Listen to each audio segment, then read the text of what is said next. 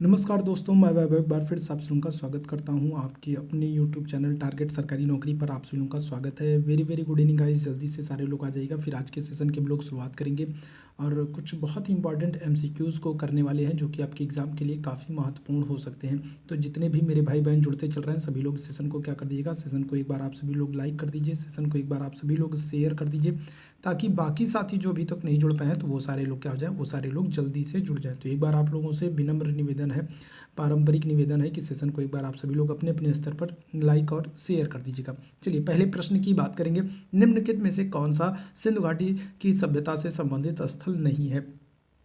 चलिए यहाँ पर आपको चार विकल्प दिया गया है, आपको ABCD चार विकल्प दिया गया है और आपको बताना है इनमें से कौन सा एक स्थल है जो सिंधु घाटी सभ्यता से जुड़ा हुआ नहीं है। तो देखो, अगर हम लोग बात करते हैं किसकी, कालीबंगा की बात करते हैं तो कालीबंगा जो है ये राजस्थान में था। कौन सी नदी के किनारे, तो कालीबंगा जो है ये राजस्थान में था, घग्गर नदी के किनारे। रोपड़ की अगर हम लोग बात करेंगे तो ये पंजाब में था। कौन सी नदी के किनारे, तो ये सतलज नदी के किनारे था। यहाँ पर अगर हम लोथल की बात करते हैं तो लोथल जो है ये गुजरात में था। कौन सी नदी किनारे, भगवान नदी के किनारे। ठीक है, कौन सी, तो यहाँ पर करेक्ट आंसर जो हो जाएगा ये हो जाएगा हमारा विकल्प संख्या सी हो जाएगा। जो ये पाटलिपुत्र है, ठीक है, ये गंगा और सोन नदी के तट पर था। ठीक है, कौन कौन सी नदियाँ हैं, तो गंगा और सोन नदी के तट पर है पाटलिपुत्र शहर की स्थापना की गई थी और ये सिंधु घाटी सभ्यता से संबंधित नहीं है। पहले प्रश्न का ऑप्शन संख्या सी यहाँ पर बिल्कुल करेक्ट हो जाएगा। आगे बढ़ेंगे दूसरे प्रश्न की तरफ। दूसरे प्रश्न का आप सभी लोग आंसर करेंगे, उपनयन समारोह से क्या तात्पर्य होता है। चलिए जल्दी से सारे लोग दूसरे प्रश्न का आप सभी लोग आंसर करेंगे कि जो ये उपनयन संस्कार होता है तो उपनयन संस्कार का तात्पर्य क्या होता है। क्या करेक्ट आंसर होगा, बच्चे को एक औपचारिक नाम दिया जाता है, बच्चे को सूर्य और चंद्र के औपचारिक दर्शन कराए जाते हैं, बच्चे को पवित्र जनेऊ धारण कराया जाता है या फिर बच्चे का विवाह कराया जाता है। तो जल्दी से बताइएगा उपनयन संस्कार से संबंधित कौन सा विकल्प होगा। हमारा ऑप्शन संख्या ए होगा, बी होगा, सी होगा या फिर डी होगा। चलिए जल्दी से सारे लोग आंसर करेंगे, फटाफट आंसर करेंगे। तो देखो यहाँ पर करेक्ट आंसर जो हो जाएगा, उपनयन संस्कार में बच्चे को क्या करते हैं, तो बच्चे को पवित्र जनेऊ धारण कराते हैं। विकल्प संख्या आपका सी बिल्कुल करेक्ट हो जाएगा। ठीक है, क्या हो जाएगा, विकल्प संख्या आपका सी यहाँ पर बिल्कुल करेक्ट हो जाएगा। चलिए आगे बढ़ेंगे तीसरे प्रश्न की तरफ। तीसरे प्रश्न की चर्चा करेंगे हम लोग। पाली में बौद्ध ग्रंथों को आमतौर पर त्रिपिटक यानी कि थ्री फोल्ड बास्केट कहा जाता है। इनमें से कौन सा त्रिपिटक ग्रंथ नहीं है। देखो, अगर आपसे पूछा जाए सबसे प्राचीन बौद्ध ग्रंथ कौन है, तो सबसे प्राचीन बौद्ध ग्रंथ जो है ये त्रिपिटक है। ठीक है, त्रिपिटक का मतलब क्या होता है अगर हम लोग बात करेंगे तो इनको थ्री फोल्ड बास्केट मतलब कि तीन टोकरी भी कहा जाता है। ठीक है, क्या कहा जाता है, त्रिपिटक का अर्थ होता है तीन टोकरी से होता है और इनमें से कौन सा एक त्रिपिटक नहीं है। अभिधम्म पिटक, सुत्त पिटक, विनय पिटक या भी उपासका पिटक। तो क्या हो जाएगा करेक्ट आंसर। तीसरे प्रश्न की अगर हम लोग बात करेंगे, आप सभी लोग परिचित हैं और इस प्रश्न का जो करेक्ट आंसर हो जाएगा वो हो जाएगा उपासका पिटक। ठीक है, अभिधम्म पिटक है, सुत्त पिटक है और विनय पिटक है। इन तीनों को क्या कहते हैं, त्रिपिटक कहते हैं और सबसे प्राचीन बौद्ध ग्रंथ जो होते हैं वो कौन होते हैं, तो वो आपके यही त्रिपिटक होते हैं। आगे बढ़ेंगे अगले प्रश्न की तरफ। चौथे प्रश्न की बात करेंगे, 12वीं शताब्दी के आरंभ में दिल्ली पर किसका शासन था। चौथे प्रश्न का सभी लोग आंसर करेंगे। 12वीं शताब्दी के आरंभ में अगर हम लोग बात करेंगे तो किस वंश के राजाओं का शासन था। चलिए जल्दी से सारे लोग आंसर करेंगे। तो तोमर वंश का शासन था, सैयद वंश का शासन था, खिलजी वंश का शासन था या फिर तुगलक वंश का शासन था। 12वीं शताब्दी के आरंभ में आपसे पूछा जा रहा है दिल्ली पर किसका शासन था। चलिए जल्दी से चौथे प्रश्न का सभी लोग आंसर कर देंगे और देखिए यहाँ पर जो करेक्ट आंसर हमारा हो जाएगा ये हो जाएगा तोमर वंश। ठीक है, क्या हो जाएगा, तो चौथे प्रश्न का ऑप्शन संख्या ए बिल्कुल करेक्ट हो जाएगा। 12वीं शताब्दी के आरंभ में दिल्ली पर तोमर वंश के साथ राजाओं का शासन था। और अगर आपसे पूछे कि दिल्ली की स्थापना किसने की है, तो दिल्ली की स्थापना की है अनंगपाल तोमर ने। ठीक है, कौन किसने की है, तो अगर आपसे पूछा जाए कि दिल्ली की स्थापना किसने की थी, तो अनंगपाल तोमर, तोमर वंश के राजा हैं अनंगपाल तोमर और इन्होंने दिल्ली की स्थापना की थी। तो विकल्प संख्या आपका ए बिल्कुल करेक्ट हो जाएगा, तोमर वंश। आगे बढ़ेंगे अगले प्रश्न की तरफ। इनमें से किसने अकबर की धार्मिक नीतियों की आलोचना की थी। चलिए जल्दी से सारे लोग आंसर कीजिएगा, फटाफट आंसर करेंगे सभी लोग। चलिए जल्दी से सारे लोग आंसर कीजिएगा। तो अगर हम लोग बात करते हैं अकबर, तो अकबर ने क्या किया था, अकबर ने 1582 में, ठीक है, अकबर की अगर हम लोग बात करते हैं तो अकबर ने क्या किया था, 1582 में एक नया धर्म शुरू किया था। कौन सा? दीन इलाही धर्म। जबकि अकबर स्वयं खुद मुस्लिम था, लेकिन उसके बाद भी उसने एक नए धर्म की शुरुआत की, और इस धर्म का नाम क्या था? दीन इलाही धर्म। कब शुरू करता है? 1582 में। और अकबर की इसी धार्मिक नीति की क्या होगा? आलोचना की जाती है। कौन आलोचना करेगा? फैजी, अबुल फजल, बदायूनी, या फिर इनमें से कोई नहीं। करेक्ट आंसर आपका ऑप्शन संख्या सी हो जाएगा। बदायूनी ने अकबर की धार्मिक नीतियों की आलोचना की। ऑप्शन संख्या सी बिल्कुल करेक्ट है। आगे बढ़ेंगे अगले प्रश्न की तरफ। वास्को डी गामा किस वर्ष कालीकट में उतरा था? वास्को डी गामा की अगर हम लोग बात करते हैं तो देखिए ये क्या है, तो ये पहला पुर्तगाली यात्री है। वास्को डी गामा जो है ये पहला क्या है, तो ये पहला पुर्तगाली यात्री है। और ये क्या करता है, ये भारत आता है। भारत आने वाला पहला पुर्तगाली यात्री है वास्को डी गामा। ये किस वर्ष भारत आया था? अगर हम लोग इसकी बात करते हैं वास्को डी गामा की, तो ये केरल में कहाँ पर? कालीकट बंदरगाह पर आया था। ठीक है, कौन सा बंदरगाह? तो केरल में कालीकट बंदरगाह पर ये वास्को डी गामा आया था। और उस समय के जो राजा हैं जमोरिन, तो जमोरिन ने इनका स्वागत किया था, वास्को डी गामा का स्वागत किया था। किस वर्ष आता है? तो करेक्ट आंसर आपका ऑप्शन संख्या डी हो जाएगा, 1498 में। 1498 में वास्को डी गामा भारत आता है। ऑप्शन संख्या डी बिल्कुल करेक्ट है। आगे बढ़ेंगे अगले प्रश्न की तरफ। स्वामी दयानंद सरस्वती ने किस शहर में पहली बार 1875 में आर्य समाज की स्थापना की थी? चलिए जल्दी से आंसर करेंगे सभी लोग। चलिए जल्दी से सारे लोग आंसर करेंगे। तो स्वामी दयानंद सरस्वती की बात करते हैं तो इन्होंने क्या किया है? 1875 में आर्य समाज की स्थापना की है। लेकिन आपसे प्रश्न पूछा जा रहा है कि किस जो है स्थान पर इन्होंने आर्य समाज की स्थापना की थी? तो करेक्ट आंसर आपका क्या हो जाएगा? बॉम्बे या फिर मुंबई हो जाएगा। ठीक है, यहाँ पर इन्होंने आर्य समाज की स्थापना की थी। ठीक है भाई बात। और इनकी अगर पुस्तक का नाम पूछा जाए, दयानंद सरस्वती की अगर आपसे पुस्तक का नाम पूछा जाए, पुस्तक का नाम क्या होगा? सत्यार्थ प्रकाश हो जाता है। दयानंद सरस्वती की पुस्तक का नाम सत्यार्थ प्रकाश हो जाता है। दयानंद सरस्वती का जो यह आर्य समाज है, इस आर्य समाज ने क्या किया था? तो गौ रक्षा आंदोलन को चलाया था। इसके अलावा अगर हम लोग बात करते हैं किसको, तो इसके अलावा इन्होंने शुद्धि आंदोलन को चलाया था। ठीक है, गौ रक्षा आंदोलन और शुद्धि आंदोलन को चलाया था आर्य समाज ने। ठीक भाई बात। विकल्प संख्या आपका यहाँ पर ए बिल्कुल करेक्ट हो जाएगा। आगे बढ़ेंगे अगले प्रश्न की तरफ।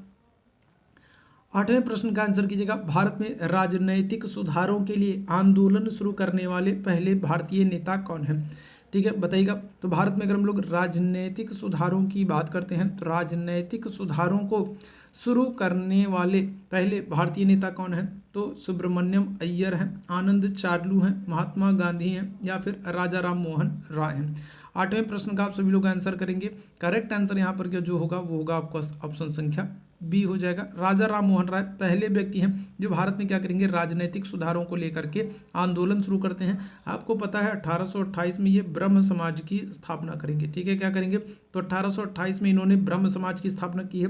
1817 में अगर हम लोग बात करें तो इन्होंने कलकत्ता में क्या किया? हिंदू कॉलेज की स्थापना की। 1817 में हिंदू कॉलेज की स्थापना करते हैं। 1828 में ये क्या करते हैं? तो ये ब्रह्म समाज की स्थापना करते हैं। राजा राम मोहन राय भारतीय पुनर्जागरण के पिता भी माने जाते हैं, राजा राम मोहन राय।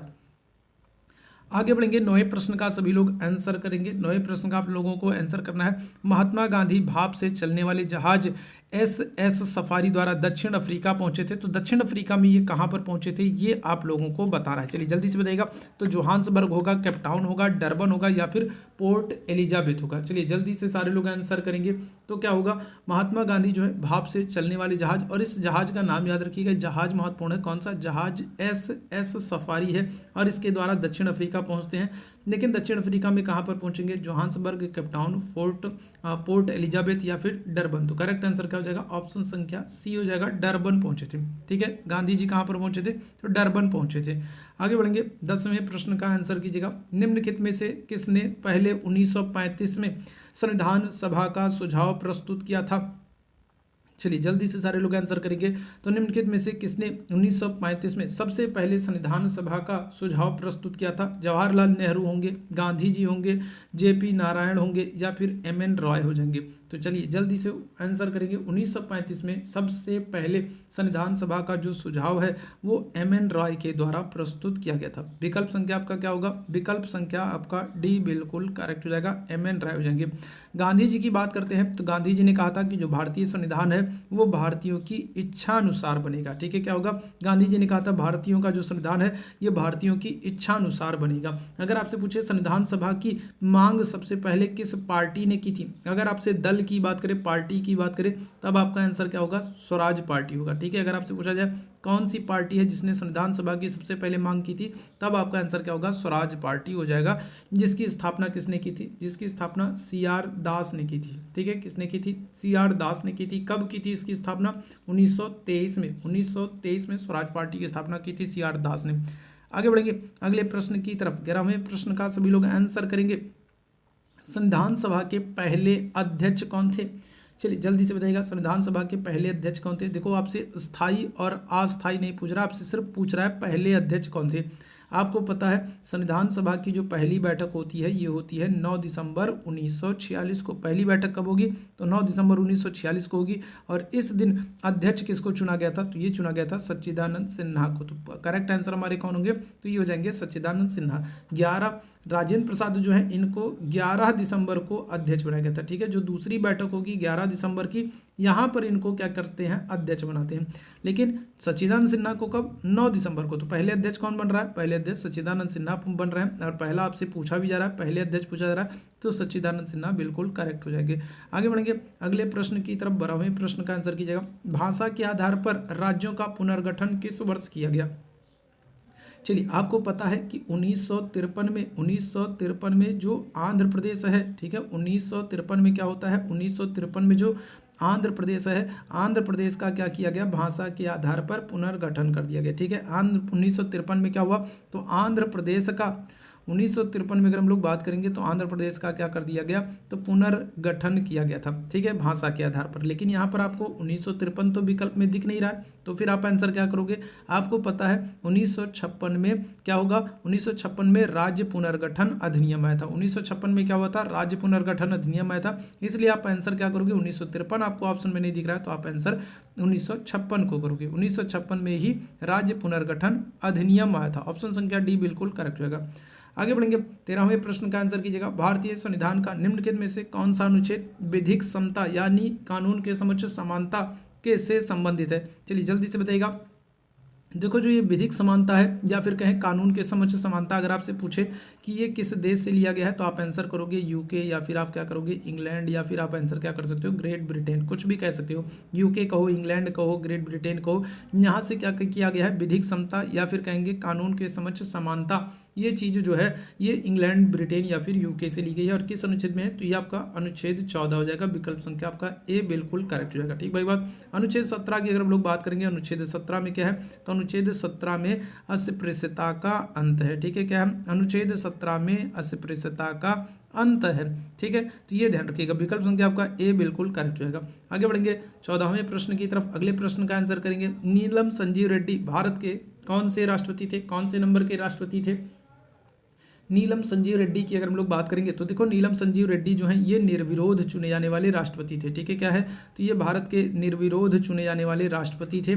और ये लोकसभा अध्यक्ष भी थे। आपसे पूछा जाता है कौन से राष्ट्रपति थे जो लोकसभा अध्यक्ष थे, ये लोकसभा अध्यक्ष थे। और लोकसभा अध्यक्ष से क्या होता है, डायरेक्ट ये प्रेसिडेंट बनते हैं। ठीक है, क्या करते हैं, तो डायरेक्ट प्रेसिडेंट बनते हैं। अब आपसे प्रश्न बन रहा है कि नीलम संजीव रेड्डी भारत के कौन से, तो ये 6वें नंबर के राष्ट्रपति थे। ठीक है, कौन से नंबर के, तो ये 6वें नंबर के राष्ट्रपति थे नीलम संजीव रेड्डी। और इनका अगर आपसे कार्यकाल पूछ लिया जाए तो कार्यकाल क्या होगा, तो कार्यकाल इनका 1977 से लेकर के 1982 का है। ठीक है, क्या है, इनका कार्यकाल 1977 से लेकर के 1982 का। आगे बढ़ेंगे अगले प्रश्न की तरफ। अगले प्रश्न का आंसर कीजिएगा। भारतीय संविधान के किस अनुच्छेद के तहत उपराष्ट्रपति का चुनाव होता है।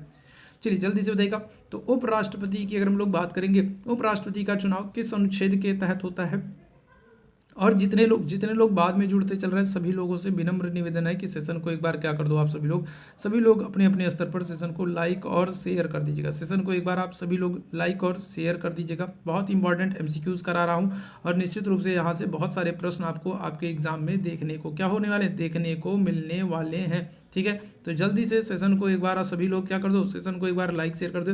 करेक्ट आंसर क्या हो जाएगा आपका अनुच्छेद 66 होगा। अनुच्छेद 66 जो है ये उपराष्ट्रपति के चुनाव से संबंधित है। अगर आपसे पूछा जाए कि उपराष्ट्रपति का प्रावधान किस अनुच्छेद में है तो आप आंसर क्या करोगे, तो आर्टिकल 63 में उपराष्ट्रपति के पद का प्रावधान किया गया। उपराष्ट्रपति को अनुच्छेद 64 में बताया गया है कि जो उपराष्ट्रपति होता है ये राज्यसभा का क्या होता है, पदेन सभापति होता है। 63 में इसके पद का प्रावधान किया गया है और 64 में बताया गया है कि उपराष्ट्रपति राज्यसभा का क्या होता है, पदेन सभापति होता है। और 66 में उपराष्ट्रपति के चुनाव के विषय में बताया गया। विकल्प संख्या सी बिल्कुल करेक्ट होगा। आगे बढ़ेंगे। लोकसभा की सदस्यता के लिए उम्मीदवारों की न्यूनतम आयु सीमा क्या निर्धारित की गई। लोकसभा की अगर हम लोग बात करेंगे तो लोकसभा का क्या होता है, प्रथम सदन होता है, निम्न सदन होता है और क्या होता है, और लोकप्रिय सदन होता है।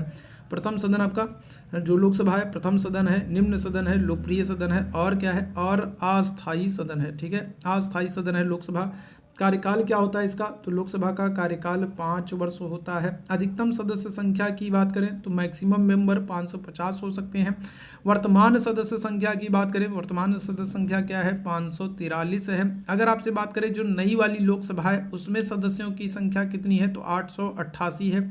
जो नई वाली लोकसभा है उसमें अगर बात करें कि कितने सदस्यों के लिए व्यवस्था की गई है तो 888 सदस्यों के लिए। और लोकसभा में लोकसभा की सदस्यता के लिए उम्मीदवारों की न्यूनतम आयु, लोकसभा का सदस्य बनने के लिए जो उम्मीदवार हैं उनके लिए न्यूनतम आयु जो है ये 25 वर्ष रखी गई है। ठीक है, विकल्प संख्या क्या हो जाएगा, तो विकल्प संख्या आपका भी बिल्कुल करेक्ट हो जाएगा। चलो आगे बढ़ेंगे अगले प्रश्न की तरफ। अगले प्रश्न का आंसर कीजिएगा, भारत के केंद्रीय मंत्रिमंडल में अधिकतम कितने मंत्री हो सकते हैं। तो देखिए इसके लिए एक संशोधन किया गया है, कौन सा, 91वां संशोधन किया गया है। 91वां संशोधन 2003 किया गया है और इस 91वें संशोधन 2003 के द्वारा बताया गया है कि जो भारत का जो केंद्रीय मंत्रिमंडल होगा, जो संघीय मंत्रिपरिषद होगा, उसमें लोकसभा की कुल सदस्य संख्या का कितना 15% से अधिक सदस्य नहीं हो सकते हैं। ठीक है, क्या हो सकते हैं, तो 91वां संशोधन है 2003 और इस संशोधन के द्वारा बताया गया है कि जो लोकसभा होगी उसमें संघीय मंत्रिपरिषद जो होगी उसमें लोकसभा की कुल सदस्य संख्या का कितना 15% ही सदस्य हो सकते हैं। ऑप्शन संख्या ए बिल्कुल करेक्ट हो जाएगा। आगे बढ़ेंगे। 18वें प्रश्न का सभी लोग आंसर करेंगे। भारत के किसी भी राज्य में जो राज्यपाल है, राज्यपाल की नियुक्त प्राधिकारी इनमें से कौन होता है। चलिए जल्दी से सारे लोग आंसर करेंगे। राज्यपाल की नियुक्ति के बारे में पूछा जा रहा है कि राज्यपाल की नियुक्ति कौन करता है। तो भारत के प्रधानमंत्री करते हैं, संबंधित राज्य के मुख्यमंत्री करते हैं, राष्ट्रपति करते हैं, या फिर प्रधानमंत्री की अध्यक्षता में केंद्रीय मंत्रिमंडल करता है। राज्यपाल की हम लोग बात करेंगे तो राज्यपाल जो है, ठीक है, इनका जो कार्यकाल होता है वो क्या होता है, राज्यपाल का कार्यकाल प्रसाद पर्यंत होता है। ठीक है, क्या होता है, राज्यपाल का जो कार्यकाल है ये प्रसाद पर्यंत होता है। ठीक है, क्या होता है, प्रसाद पर्यंत होता है।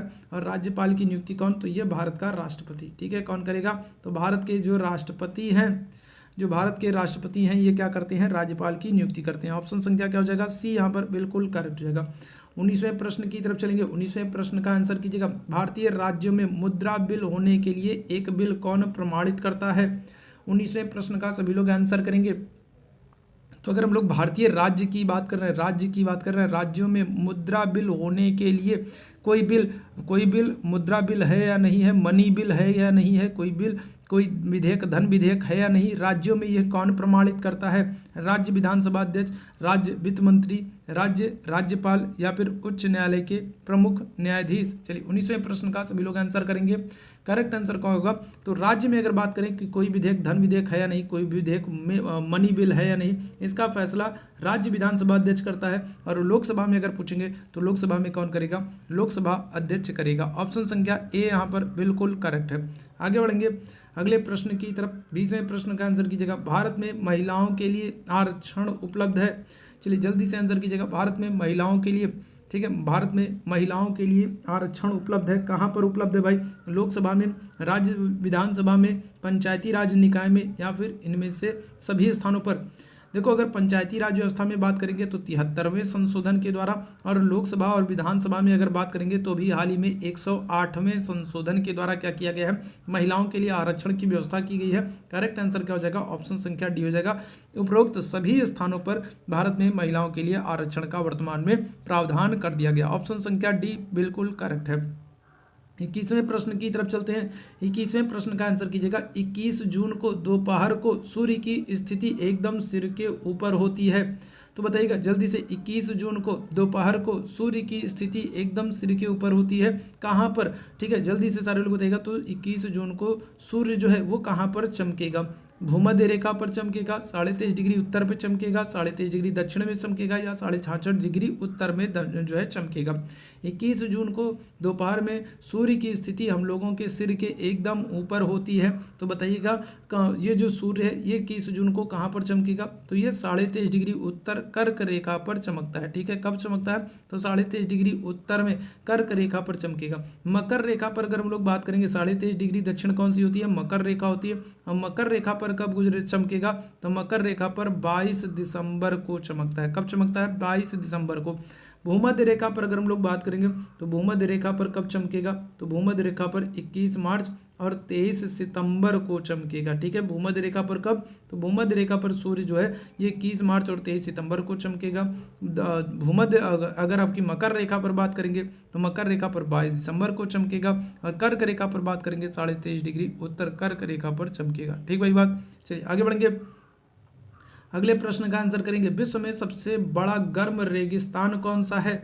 चलिए जल्दी से सारे लोग आंसर करेंगे। तो विश्व में सबसे बड़ा गर्म रेगिस्तान कौन सा है? तो थार है, गोबी है, सहारा है, या फिर मोजावे है। चलिए जल्दी से सारे लोग आंसर करेंगे। तो सबसे जो बड़ा विश्व का जो सबसे बड़ा जो सबसे गर्म मरुस्थल है ये आपका हो जाएगा ऑप्शन संख्या बी, सहारा। ठीक है, कहाँ पर होगा? तो ये पश्चिमी अफ्रीका में है। ठीक है, कहाँ पर है? तो पश्चिमी अफ्रीका में है सहारा मरुस्थल, और ये सबसे बड़ा और गर्म रेगिस्तान है आपका सहारा। ऑप्शन संख्या क्या हो जाएगा? बी यहाँ पर बिल्कुल करेक्ट हो जाएगा। चलिए आगे बढ़ेंगे अगले प्रश्न की तरफ। अगले प्रश्न का आंसर कीजिएगा। भारत में राष्ट्रीय आय का आकलन करने वाली संस्था कौन सी है? कौन सी संस्था है जो भारत में क्या करती है? राष्ट्रीय आय का आकलन करती है। चलिए जल्दी से सारे लोग आंसर करेंगे, फटाफट आंसर करेंगे। भारत में राष्ट्रीय आय का आकलन कौन सी संस्था करती है? चलिए जल्दी से सभी लोग आंसर करेंगे, और जितने भी मेरे भाई बहन जुड़े हैं सभी लोग क्या कर दीजिए, सेशन को एक बार आप सभी लोग लाइक और शेयर कर दीजिएगा।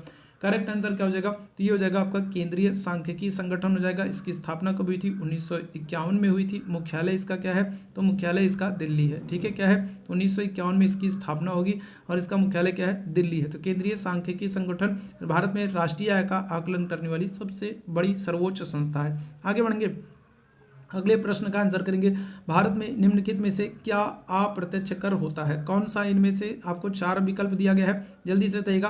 कौन सा कर इनडायरेक्ट टैक्स होता है, अप्रत्यक्ष कर होता है? तो क्या होगा? चलिए फटाफट आंसर करेंगे इस प्रश्न का। और जितने लोग अभी तक सेशन को लाइक और शेयर नहीं किए हैं, सेशन को एक बार आप सभी लोग लाइक और शेयर कर दीजिए। सेशन को एक बार जरूर से शेयर कर दीजिए, लाइक कर दीजिए।